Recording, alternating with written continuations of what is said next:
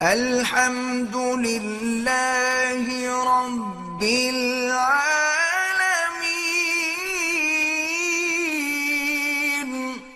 حضرت علی کی 3 بیٹیاں تھیں۔ حضرت عمر کے گھر میں کون سی بیٹی تھی؟ ام کلثوم تھی، وہ بی بی فاطمہ کی بیٹی تھی اور حضرت عمر سے اس کی شادی ہوئی تھی۔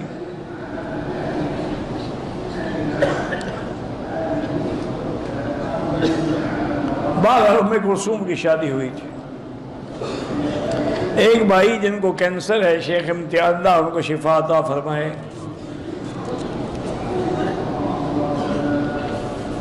کچھ لوگ عبادت کرتے ہیں پھر لوگوں کو بتاتے ہیں کہ میں نے یہ کیا، یہ ناجائز بات ہے، ریا شہرت ہے، کبھی نہیں بتانا چاہیے۔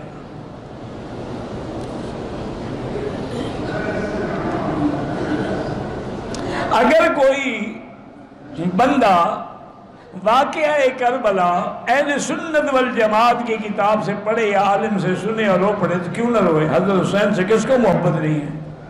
وہ تو شباب سیدہ شباب اہل الجنہ ہے، وہ تو محبوب ہے محمد مصطفیٰ کے۔ ہم کہتے ہیں یہ ماتم کرنا جو ہے یہ حرام ہے۔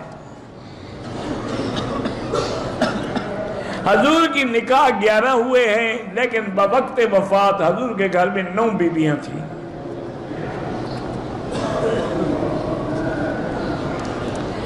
ابن زیاد جنہوں نے امام مسلم کو شہید کیا تھا، اس پہ لعنت بھیج سکتے ہیں، ہم اس کام کے لیے تو نہیں بھیجے گئے کہ لعنتیں کرتے رہیں۔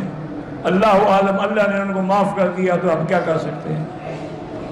اسی لیے اس میں اہل سنت والجماعت کا یہ عقیدہ ہے کہ خاموش رہو، بس نہ تعریف کرو نہ لعنت کرو۔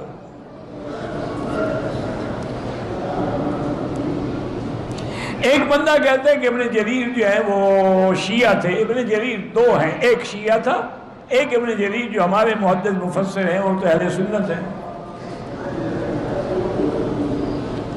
پاکستان میں لوگ محرم میں شادی کرنا جائز سمجھتے ہیں، بالکل بے وقوفی کی بات ہے، بدعت ہے، بلکہ محرم میں شادی کرنی چاہیے۔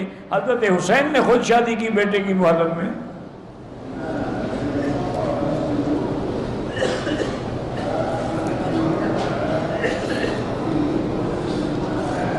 کہتے ہیں کہ لوگوں کا عقیدہ ہے کہ 10 محرم کی رات میں اگر میاں بیوی ملیں تو جو لڑکا پیدا ہوگا نامرد ہوگا، تو چلو نہ ملو نامرد تو نہ بنو۔ یہ جھوٹے قصے کہانیاں گھڑی ہوئی ہیں۔